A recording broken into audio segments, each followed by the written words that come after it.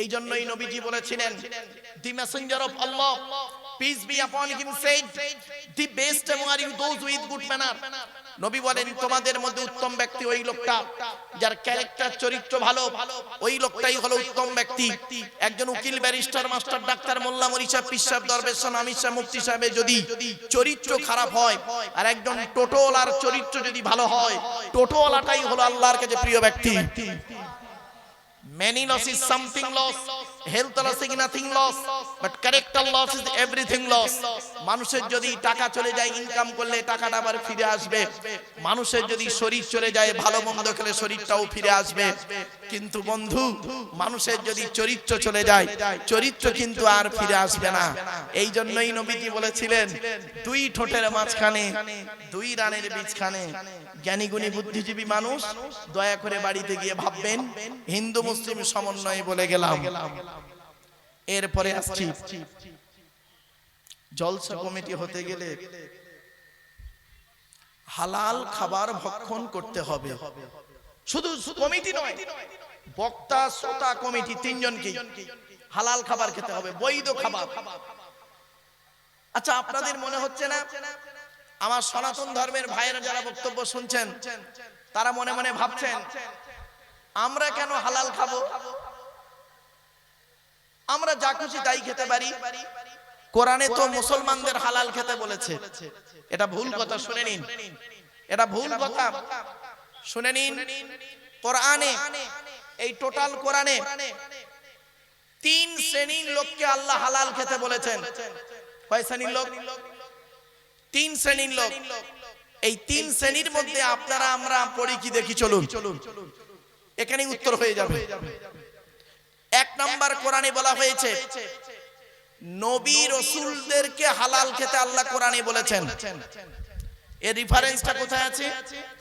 18 নম্বর পারা বা খণ্ডের 4 নাম্বার পৃষ্ঠাতে 9 নাম্বার লাইনে সূরার নাম সূরা মুমিনুনের 51 নাম্বার আয়াতে আল্লাহ বললেন, ইয়া আইয়ুহার রাসূল কুলু মিনাত তাইয়্যিবাতি ওয়া আমালু সলিহা ইন্নী বিমা তা'মালুনা আলিম।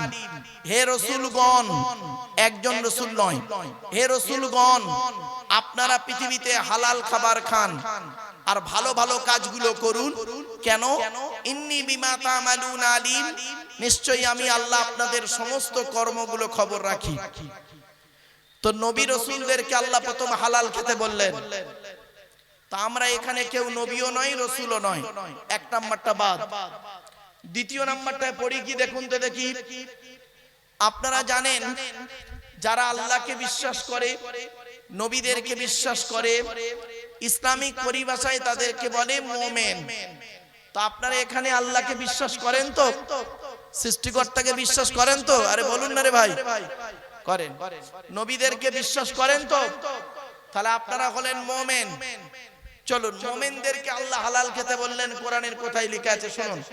2 নম্বর স্টেজ, 2 নম্বর পারা বা খণ্ডের 4 নাম্বার পৃষ্ঠাতে 14 নাম্বার লাইনে সূরার নাম সূরা বাকারা 172 নাম্বার আয়াতে আল্লাহ বললেন, ইয়া আইয়ুহাল্লাযীনা আমানু, হে ঈমানদার বান্দাগণ, কুলু মিন তাইয়্যিবাতি মা রাযাকনাকুম, আমার দেওয়া হালাল রিজিকগুলো তোমরা ভক্ষণ করো, হারাম খাবারগুলো খাবে না, আমার কৃতজ্ঞতা যাপন করবে, আমারই আরাধনা উপাসনা করবে।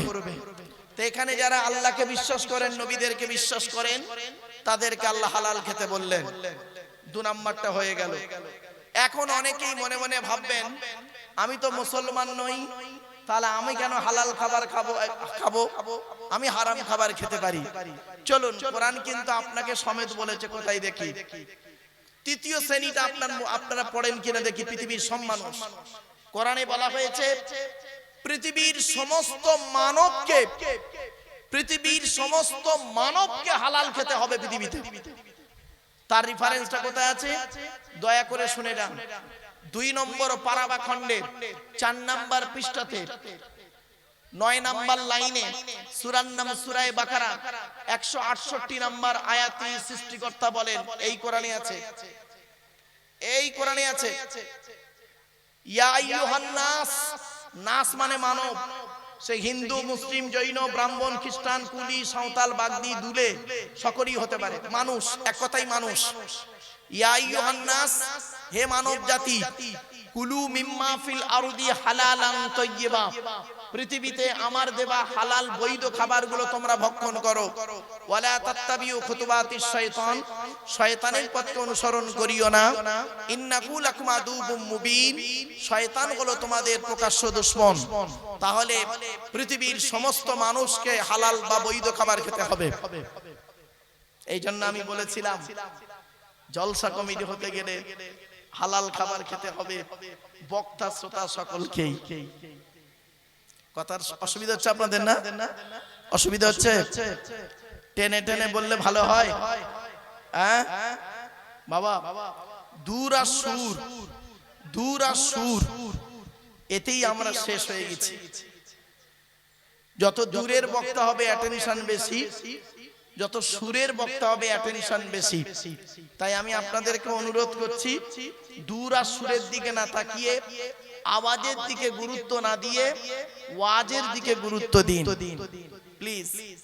চলো এবারে আসছি মুসলিম ভাইদেরকে বলছি, বক্তা শ্রোতা কমিটিকে নামাজ পড়তে হবে।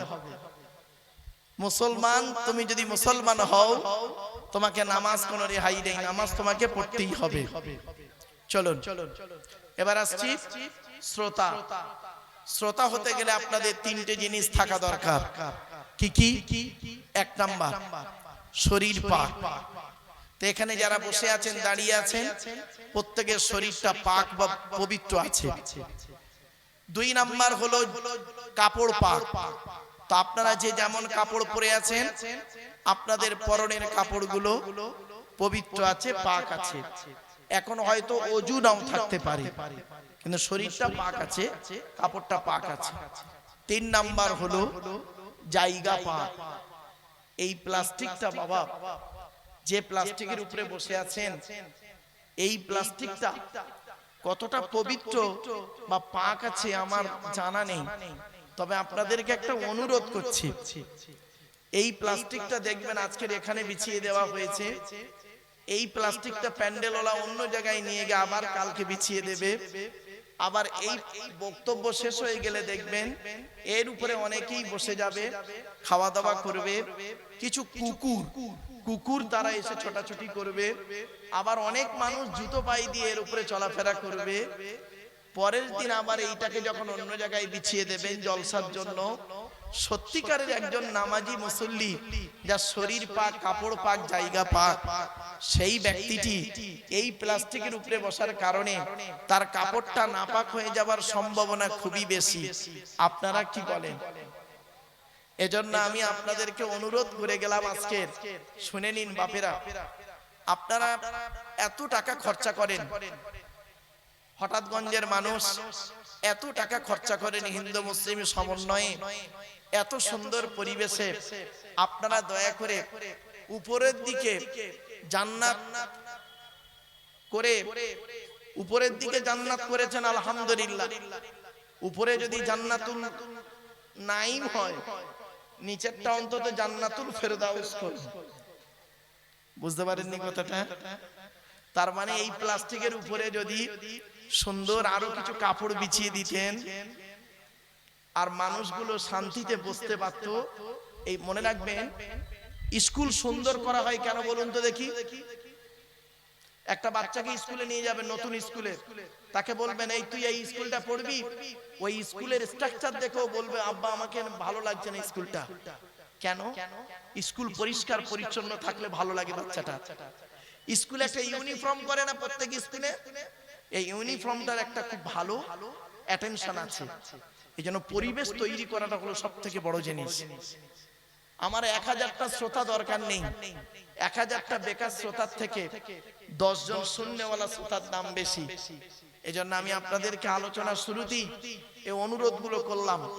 সবকিছু হয়েছে, সামান্য একটু জিনিসের জন্য সমস্যা একটু হয়ে যায়।